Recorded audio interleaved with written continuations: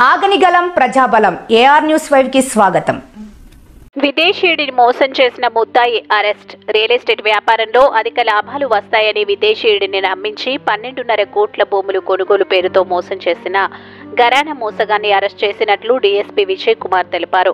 గురువారం డీఎస్పీ కార్యాలయంలో విలేకరుల సమావేశం ఏర్పాటు చేసిన సందర్భంగా డీఎస్పీ మాట్లాడుతూ పట్టణంలోని రత్నాకరం సత్యనారాయణ అమెరికాకు చెందిన ఆర్విన్ ఫ్రాన్సిస్ మహేంద్ర కారల్ అనే వ్యక్తితో పరిచయం చేసుకుని ఇక్కడ భూములు కొంటే అధిక లాభాలు గడించవచ్చని నమ్మించాడన్నారు. తరచూ సత్యసాయి దర్శనానికి వచ్చే ఆ విదేశీయుడు ఇతని మాటలు నమ్మి సుమారు 12.5 కోట్ల రూపాయలతో తన పేరు మీద ఫ్లాట్లు భూములు కొన్నాడన్నారు. ఆస్తుల గురించి ఆ విదేశీయుడు అడగ్గా నీకేం సంబంధం లేదు, ఆస్తులన్నీ నా పేరుతో ఉన్నాయి, నువ్వు నాకేమీ ఇవ్వలేదని బుకాయించాడన్నారు. ముద్దాయి తన విలాసాల కోసం క్రికెట్ బెట్టింగ్ ఆడడానికి విదేశీయుడు ఇచ్చిన సొమ్ముతో జల్సా చేశాడన్నారు. తనకు జరిగిన మోసాన్ని ఆ విదేశీయుడు ఫిర్యాదు చేశాడన్నారు. ఆ ఫిర్యాదు మేరకు బుధవారం సాయంత్రం స్థానిక ఉజ్వల అపార్ట్మెంట్ సమీపంలో ముద్దాయి సత్యనారాయణను అరెస్ట్ చేసి విచారణ జరుపుతున్నామన్నారు. ముద్దాయిని అరెస్ట్ చేయడం పట్ల ఎస్పీ రత్న పట్టణ పోలీసులను అభినందించారన్నారు. అమెరికన్ దేశస్థుడు ఫ్రాన్సిస్ మహేందర్ కర్, ఇతను మనకు ఇండియన్ ఓవర్సీస్ సిటిజన్షిప్ ఉంది. నాకు ఒక 5 సంవత్సరాల క్రితం ఇదే పుట్టపర్తికి చెందినటువంటి రత్నాకరం సత్యనారాయణ రాజు ఈ అబ్బాయి అతనికి పరిచయం ఏర్పడడం, దానికి సంబంధించి ఆయన ఏదో రియల్ ఎస్టేట్ వ్యాపారాలు చేసుకోవాలా ఈ తరహాలో అనేటువంటి యొక్క దీంతో అతని యొక్క వీక్నెస్ను గమనించి ఈ యొక్క రత్నాకరం రాజు అతని ఆధార్ కార్డు లేదు కాబట్టి దాంతో తను కూడా లాభం పొందొచ్చనే ఉద్దేశంతో మొదటగా నాకు డబ్బు ఇస్తే నేను ఈ యొక్క రియల్ ఎస్టేట్ వ్యాపారం నేను చేస్తాను, వాటికి సంబంధించి వాటిని నేను రిజిస్టర్ చేయించుకొని మళ్ళీ నీకు రిజిస్టర్ చేస్తాను అని చెప్పడం. ఈ యొక్క అతను విదేశీయుడు తనకు డబ్బులు దాదాపుగా 8.3 కోట్ల బ్యాంక్ ట్రాన్సాక్షన్స్ చేయడం జరిగింది. దీంట్లో ఆ తర్వాత ఈ యొక్క రత్నాకర రాజు కంటిన్యూషన్ ఈ యొక్క రిలేషన్షిప్లో తాను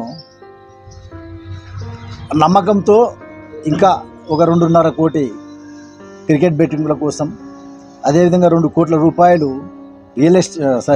షేర్స్లో పెట్టడం కూడా జరిగింది. అవి కూడా క్రికెట్ బెట్టింగ్లో ఎటువంటి లాభాలు రాలేదు. తర్వాత అదేవిధంగా రియల్ ఎస్టేట్ దీంట్లో కూడా తను పెట్టిన 2 కోట్లు కూడా లాస్ అయిపోయినాడు ఈ షేర్స్లో.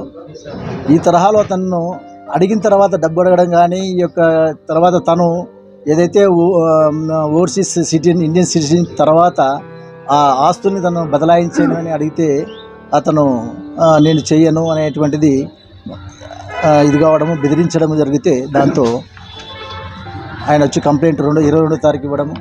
దీంట్లో 60/2025 చీటింగ్ కేసు కింద అర్బన్ పిఎస్లో కేసు కట్టడం జరిగింది.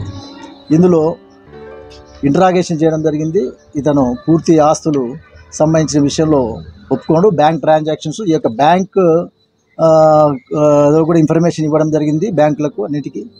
ఆ బ్యాంక్స్ ఇచ్చినటువంటి రిపోర్ట్స్, అదేవిధంగా రిజిస్ట్రార్ ఆఫీసుల్లో మనకు ఇతను చేసినటువంటి రిజిస్టర్స్ ఫ్లాట్స్ అండ్ ఆస్తులు ల్యాండ్స్ మొత్తం కదిరి, పుట్టపర్తి, ధర్మవరం, హిందూపూర్, చెలికెర ఇంకా తదితర గోరంట్ల ప్రాంతాల్లో ఉన్న అన్ని ఈ యొక్క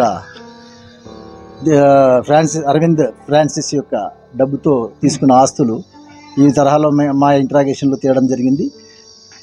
బ్యాంక్ ట్రాన్సాక్షన్ 8.3 కోట్లు, తాను క్రికెట్ బెట్టింగ్లకును తర్వాత షేర్స్లో తీసుకుని అది ఒక 4 కోట్లు, దాదాపుగా 12.5 కోటి రూపాయలు అతను తీసుకొని మోసం చేయనటువంటి కేసులో ఇతన్ని అరెస్ట్ చేసి ఇవాళ రిమాండ్ తరలిస్తున్నాం.